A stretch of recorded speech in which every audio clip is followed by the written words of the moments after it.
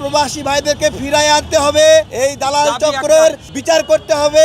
যারা এখানে দেশে বসে হুমকি ধামকি দিচ্ছে তাদের হাত কত লম্বা এইটাও আমরা দেখতে চাই। 26 জন লিবিয়া প্রবাসী ভাই তারা ওখানে আটক আছে।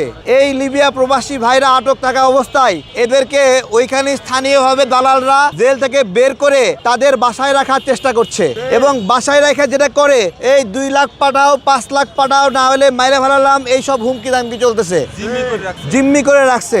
আমরা রাষ্ট্রের তত্ত্বাবধানে আমাদের এই প্রবাসী পরিবারগুলোর মুক্তি চাই। আরেকটা বিষয় আমাদের সুস্পষ্ট কথা, এই দালাল চক্র তারা কিন্তু বাংলাদেশেরই নাগরিক। তো এখান থেকে নিয়ে যায় এরা আরামে হাঁসের মাংস গরুর মাংস খাবে পরিবারকে নিয়ে, আর আমাদের প্রবাসী ভাইরা তাদের রক্ত বেচা, জীবন বেচা, জমি বেচা তাদেরকে জিম্মির টাকা দেবে, এটা হতে পারে না। আমরা স্পষ্ট কথা, যারা জিম্মি করে রাখছে সরকারের এমন ব্যবস্থা নিতে হবে ওই জিম্মিকারী দালালদের পরিবারও যেন শান্তিতে না থাকে, এটা হলো স্পষ্ট কথা। এখানে পরিবারগুলো কথা বলতে চাই, রাষ্ট্রের কাছে কথা বলার জন্য আমরা জায়গা চাই। আমরা পররাষ্ট্র উপদেষ্টার দৃষ্টি আকর্ষণ করছি। আমরা মনে করি পররাষ্ট্র উপদেষ্টাও এটা সমাধান করতে পারবে না, এটা সমাধান করার সক্ষমতা আছে ডক্টর ইউনূসের।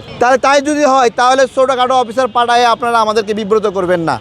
এখানে পররাষ্ট্র সচিব মহোদয়, পররাষ্ট্র উপদেষ্টা স্যার, আপনাদের দৃষ্টি আকর্ষণ করছি, আমাদের এই পরিবারগুলোকে কাছে নিয়ে আপনারা কথা বলার সুযোগ করে দিবেন। ওইখানে শুধু মারার হুমকি দেয় না, এখানেও পরিবারকে মারার হুমকি দিচ্ছে, ধর্ষণের হুমকি দিচ্ছে, সন্তানদের ক্ষতি করার হুমকি দিচ্ছে। এগুলো মোটেও কোনো সাধারণ বিষয় না, আমরা এটা সহজভাবে নেব না।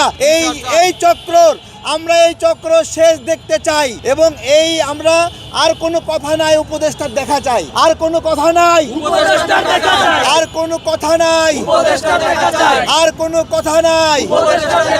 আমার প্রবাসী ভাইদেরকে ফিরায় আনতে হবে, এই দালাল চক্রের বিচার করতে হবে। যারা এখানে দেশে বসে হুমকি ধামকি দিচ্ছে তাদের হাত কত লম্বা এইটাও আমরা দেখতে চাই।